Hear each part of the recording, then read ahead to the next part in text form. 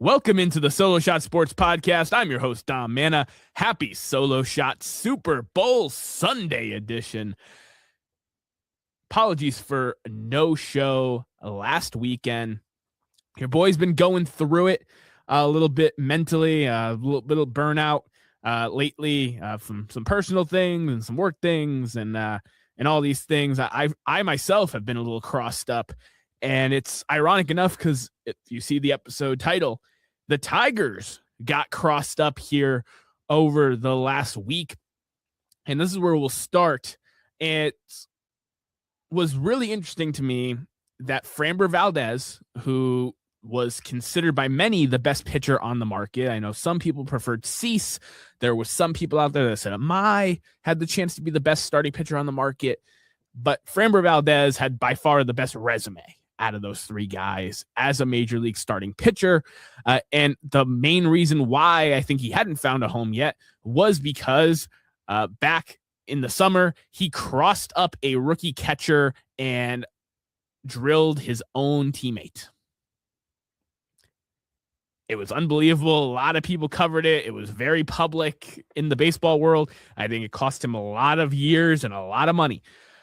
Signs a 3-year, $115 million deal with the Detroit Tigers, making him the highest paid left-handed pitcher in baseball in terms of average annual value at $38 million, as well as being on a shorter-term deal for what should be prime years for Framber Valdez through the potential lockout, with it being 3 years. So it was a really, really interesting deal. The Tigers signed it before news came out about Tarik Skubal's arbitration hearing, which was historic in its own right, when I talked about a few weeks back. Almost everybody I follow, big and small, was assuming that, hey, the Tigers have insulated Tarik Skubal's departure, whether it comes to the trade deadline this year or the offseason, as well as gave themselves a really good chance to go for it in the American League this year with the addition of a guy that would be a number one on most teams is now your number two. So it was a really smart move. If Tarik Skubal lost his case and you're only paying him $19 million, it doesn't matter to pay him 38 because you can look at it as 19 plus 38. You're paying Tarik Skubal and Framber 30 million each in your head, or so 29 million each. That kind of girl math works that way. But what ended up happening not that long later, less than 36 hours later, it was announced that Tarik Skubal won his historic arbitration case, where the two sides are the furthest off ever, getting paid $32 million here in the year of our Lord 2026.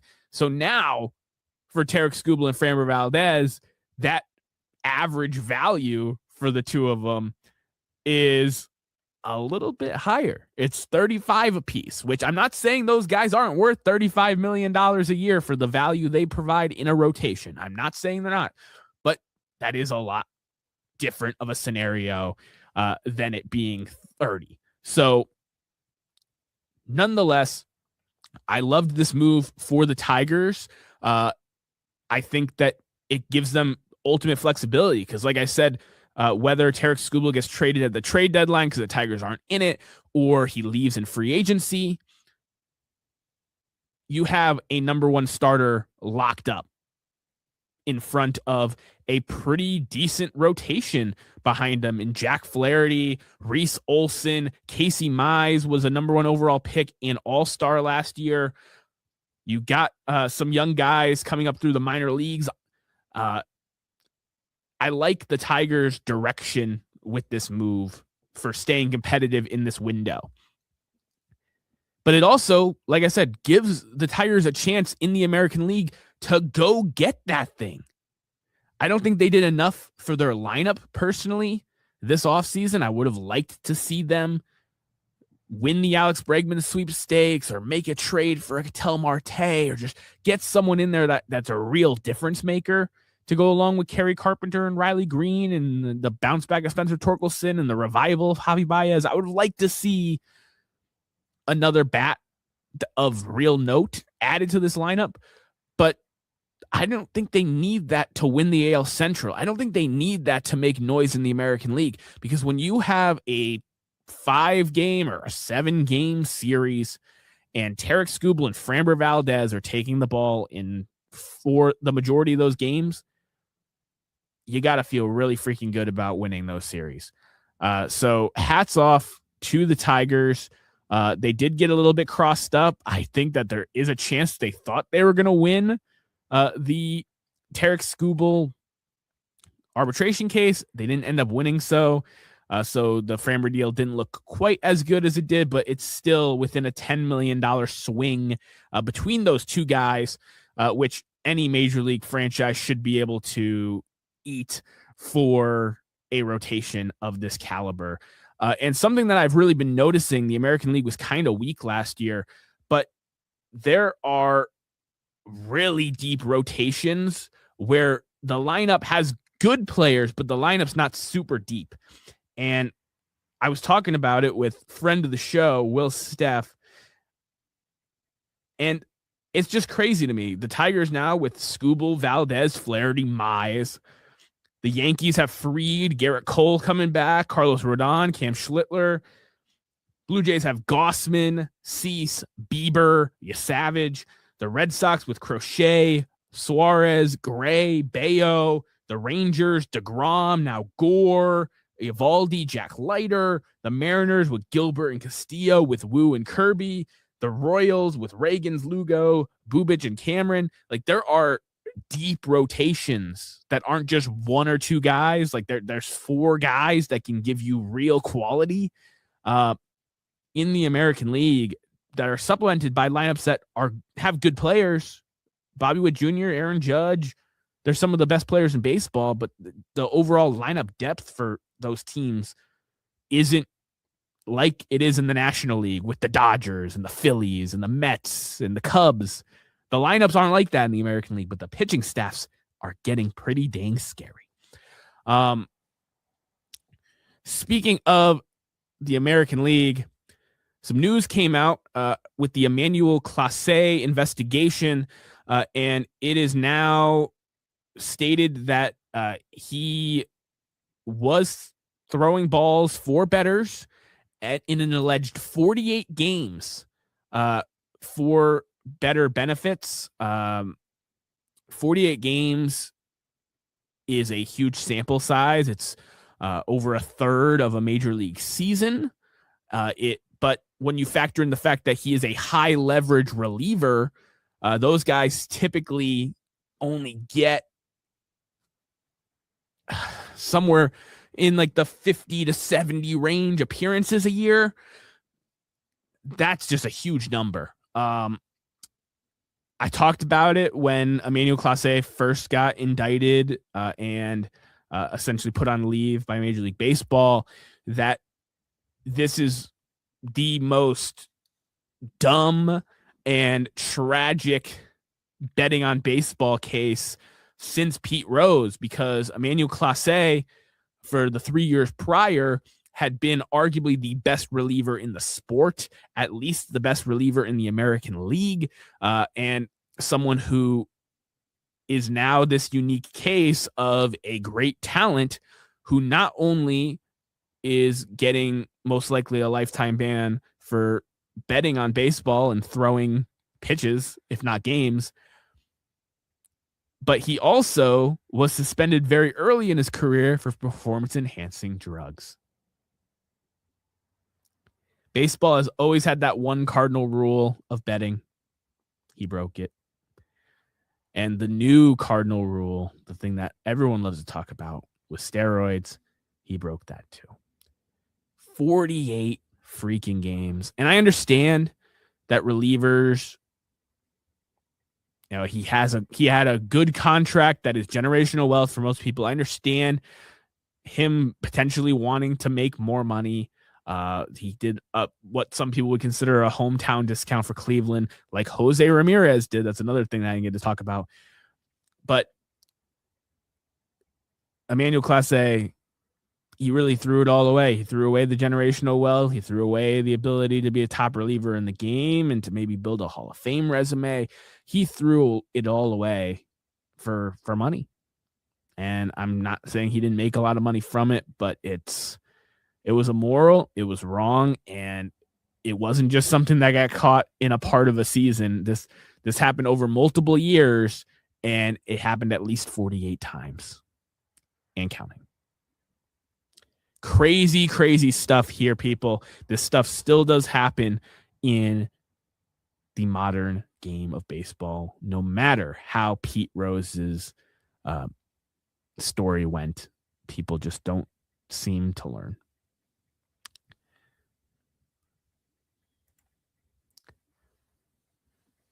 Now, there's some overlooked talent. We're here in February. So late January and early February, there's a lot of overlooked talent that should be getting regular at bats and making starts and coming in and out of the bullpen. 4 teams this season. Luis Arraez is a personal favorite of mine. 3 straight batting titles. Had a down year last year in his platform year, which I think hurt him, along with the fact that he played majority first base DH as a guy who came up as a second baseman, has the body of a second baseman, but not very good defensively. And he wanted to kind of reset his market, so he wanted to play second base. So he turned down a few multi-year offers from other teams to sign a 1-year, $12 million deal to go out to the Bay in that cavernous outfield to slap singles for the San Francisco Giants. I really liked that move. Even if he is below league average at second base, which I think should be the expectation, I think he will get better because he's motivated. I think the motivation of the player really matters. You got to work for it, especially on the defense side of things.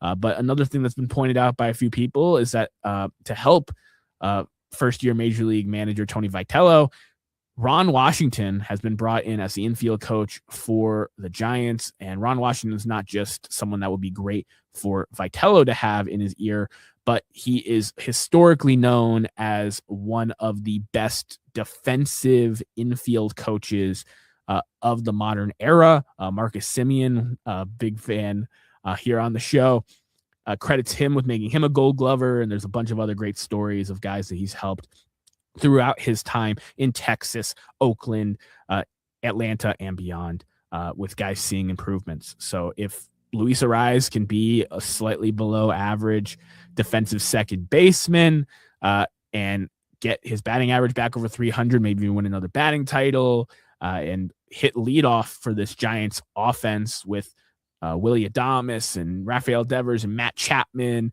and all these guys behind him, Heliot Ramos. I really like this move for the Giants. I think he should have gotten signed way earlier. There's a lot of teams that could use a guy that can hit 300 and doesn't strike out and puts the bat on ball and has positional versatility. Like, yeah, he wants to play second base because that is his best chance at getting a long-term commitment, 3+ years. But at the same time, if you need him to play first base or you want him in the designated hitter spot, you can do that too. So I'm a big fan of Luis Arraez, and I'm hoping that he has a nice bounce back season in the Bay. Eugenio Suarez, my favorite name in the whole world. He signed a 1-year, $15 million deal to go back to the Cincinnati Reds. He spent parts of 3 seasons there earlier in his career, and apparently his family absolutely loved it. So he went back there for family first kind of needs. I was surprised that he was willing to take a 1-year deal. I was surprised it was $15 million with no real buyout. I think there's a lot of teams that could have used a guy who doesn't miss games and hits for 30, 40, maybe even 50 home runs. Really like that move for the Reds. I think it helps their offense a ton. I think it could have helped a lot of other offenses. The Red Sox apparently did not give him an offer sheet.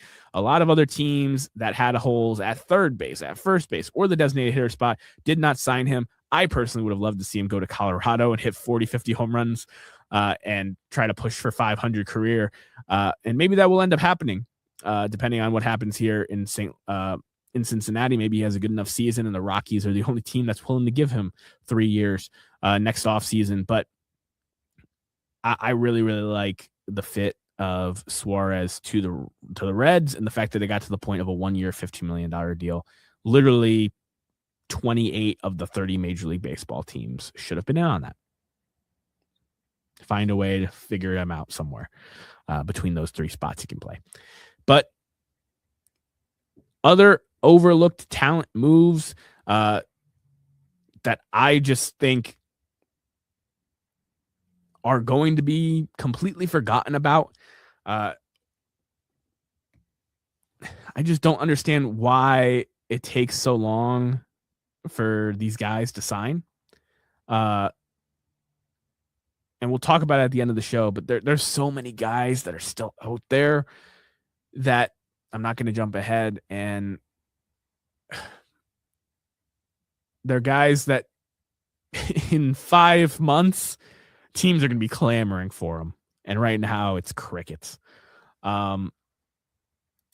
Before that, here at the Solo Shot Sports Podcast, we like to throw it back down the third baseline to this date in baseball history. February 8th had quite a few things for me to choose from, actually. There was the historic elections of Buck Leonard and Josh Gibson to the Baseball Hall of Fame. There was the death of legendary manager Connie Mack.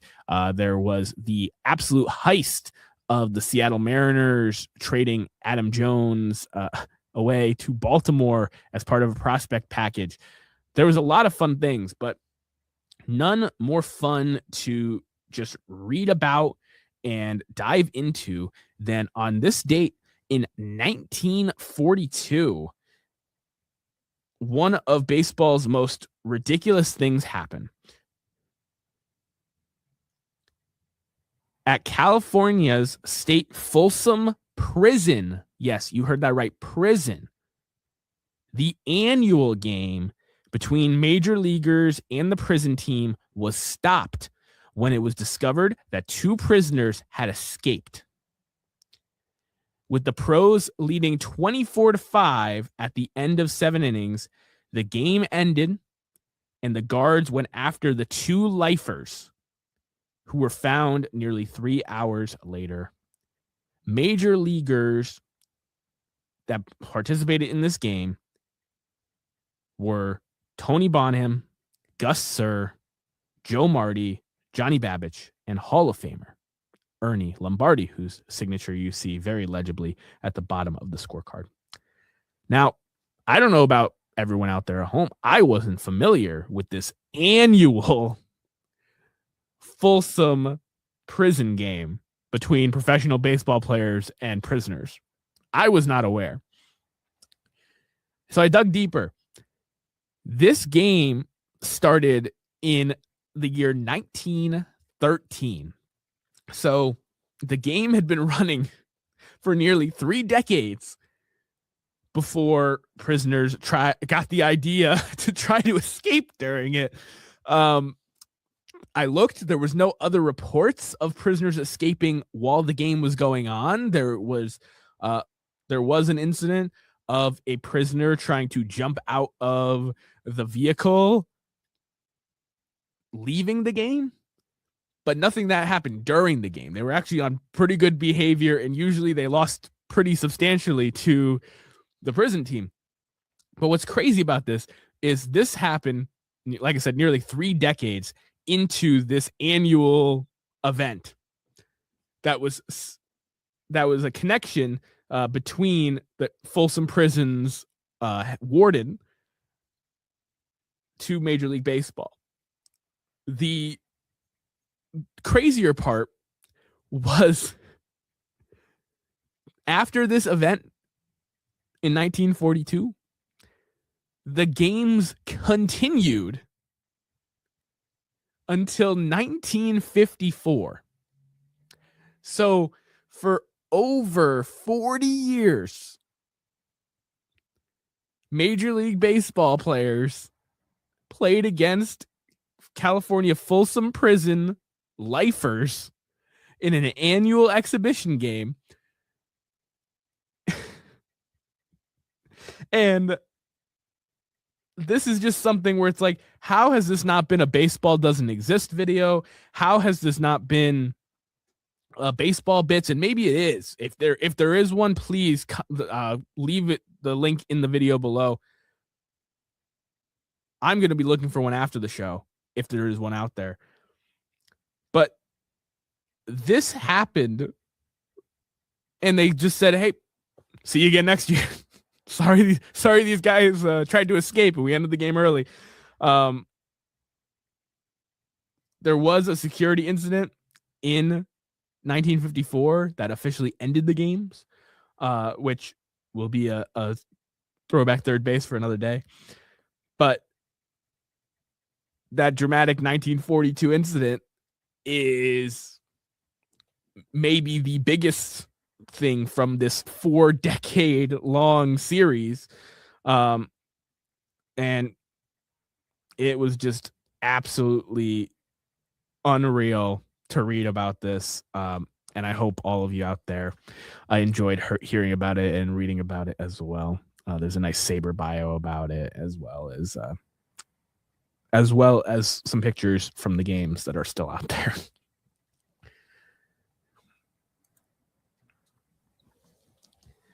But as I was saying, pick up the phone. And this is me talking to every Major League Baseball GM outside of maybe the Dodgers.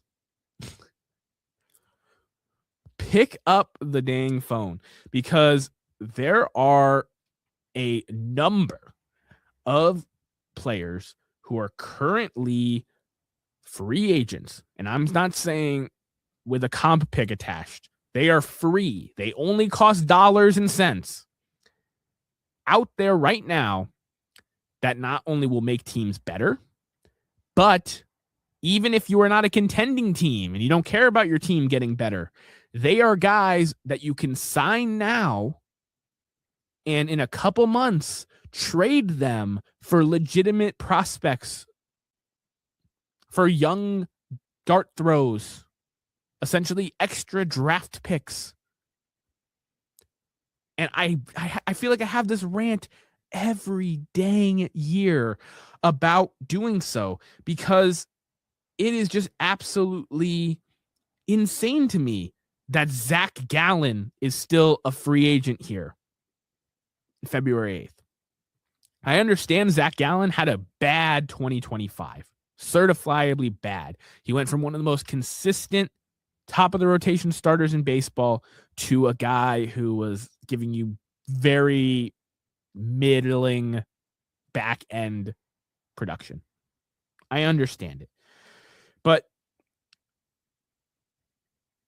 so many teams have great pitching labs and development and analysis. There's the pitching ninja. There are a drive line. There are all these ways that Zach Gallen can refine some success. And I'm not saying that I want Zach Gallen to be my number one and number two starter, though on certain Major League Baseball teams like the Rockies, he certainly would be. The Athletics. But like I said, even if you can get him back to being a inning-eating number 3 starter, somewhere in between where he was last year and what he was coming into it, you can get some real prospects for him at the trade deadline.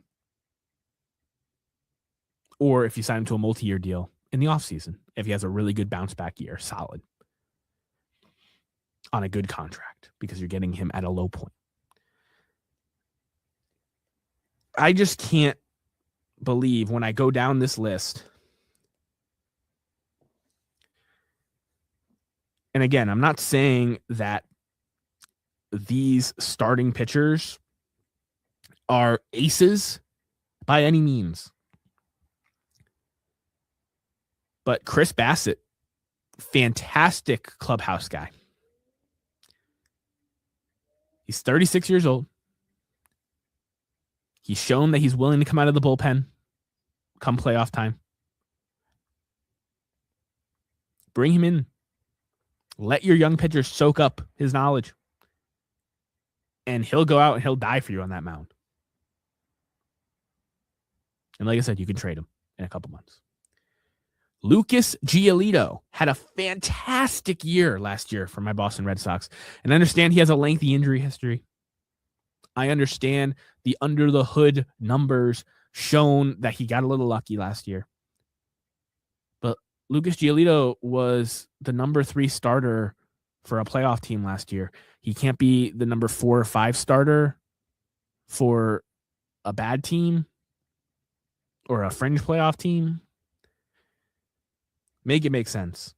Max Scherzer and Justin Verlander are future Hall of Famers that still can go out there and pitch, that you don't want your young guys to watch their process, to learn from them, to be teammates with them, to have them in camp. It's just unbelievable to me.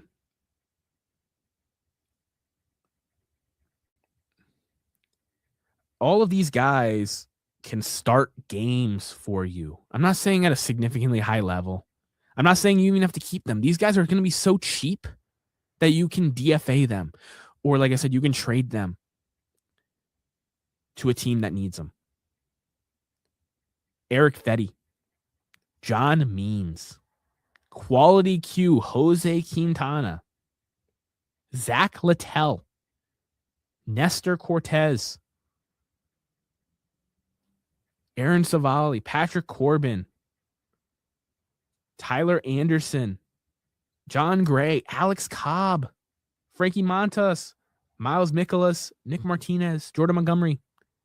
I'm not saying all those guys, if you look at their baseball savant pages, you're like, oh, I can fix that guy. He's really close to being a number 2 or 3 starter. I'm not saying that. But it's a marathon of a baseball season. And there's a lot of teams that are projected to start guys with options in the rotation on opening day. Sign one of these guys. If it doesn't work out, you can DFA, you can cut bait. You can trade them if things do work out and you're not contending. Or if you are contending, you got a hell of a deal on an arm that costs you dollars and cents, and not a lot of them. Zach Gallen is the only guy that I just talked about here that I think is going to potentially get a multi-year deal. Every single other player there, I think, is playing for a 1-year contract.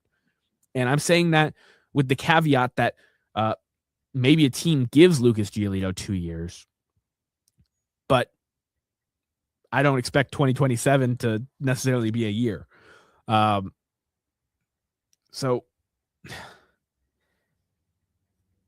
those arms can impact a team both in camp, both with eating innings early in the year, both with getting prospect capital at the trade deadline, or even having moments where they are thrusted into a bigger opportunity and dealing for you in a playoff clinching game or a playoff game.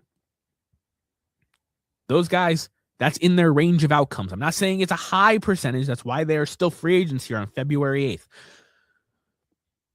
But those guys are certainly worth taking a shot on. And I think a lot of them, like, you can't point to teams and be like, hey, yeah, everybody on our 40-man roster is better than those names. There's only a handful of teams you can do that with. The Dodgers are one of them, which is why I'm not telling them to pick up the phone for these guys. They're significantly deep with guys that don't have options. But pretty much every other team can sign one of these guys and get away with it for at least a couple months. And that's before I even get to the batter side, because we talked about Arise and Suarez. They were 2 of the bigger names left. Paul Goldschmidt also just signed back with the Yankees, which makes me upset personally because I'm not a Yankee guy. I love Paul Goldschmidt. But there are other bats out there. Marcell Ozuna could get you 30 home runs. I know he's a DH only. I know he has the character concerns off the field. He's been loved as a teammate in Atlanta. He's out there, 35 years old. You can get 30 home runs from him, potentially. Nobody's brought him in here on February 8th. Rhys Hoskins. Another guy, 25, maybe 30 home run pop in the right ballpark. Good player. First base DH type. Nathaniel Lowe had some moments for my Boston Red Sox last year. I think he deserves a job at least as a platoon at first base or DH in the league right now. Very, very good player. Luis Rengifo is a personal favorite of mine, switch hitting middle infielder. I would have preferred him over IKF, which I won't rant about with you. Justin Turner, another guy that you want around your young big leaguers, has said that he wants to play again. Wilmer Flores, another great clubhouse guy. Andrew McCutcheon, another great clubhouse guy. Jose Iglesias, an incredible vibes guy. Chris Taylor, another guy who's great in the clubhouse. Mike Talkman, who has a foolish baseball video talking about how good he is at getting on base, and a team won't at least platoon him in their outfield as a fourth outfielder. Jonah Heim is probably the name that I'm going to talk about the most, because I understand things got bad and he got outright DFA'd from Texas, but this is a former All-Star who's a switch hitter that can catch. If you can get him back on track, that'll be one of the biggest steals of the whole offseason. And I've talked about him. He was the clear number 2 catcher to me in free agency behind JT Realmuto. And yes, Christian Vasquez is out there. Yes, Mitch Garver's still out there. There are some names, but to me, like Jonah Heim still being a free agent here on February 8th makes no sense. There are not 60 catchers in the big leagues right now better than Jonah Heim. There just aren't. So Jonah Heim, scoop him up. Any team that needs, maybe the Dodgers pick him up as a backup catcher to Will Smith. Like, I don't want to see something like that happen. I want him to see him get regular at bats. He can handle a pitching staff. It just makes no sense to me that guys like that are still out there that could get 300 to 500 plate appearances for your baseball team, that could potentially start a playoff game for you, that could really, really make an impact. And that's even on the relief pitcher side. David Robertson announced his retirement after pitching decent. It took him forever to get a job last year. He retired, right? Think about all these guys that have been good in the major leagues. Justin Wilson for my Red Sox last year, really good. Lefty, still out there.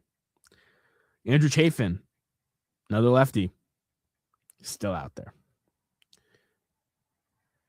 Paul Sewald, former all-star closer, still out there. Rafael Montero was very good with the Tigers last year, still out there. Danny Clumby, who was part of the Twins purge, left-hander, still out there. And the list goes on and on. Relievers are the most fragile position year to year. Like, you really don't know what you're going to get.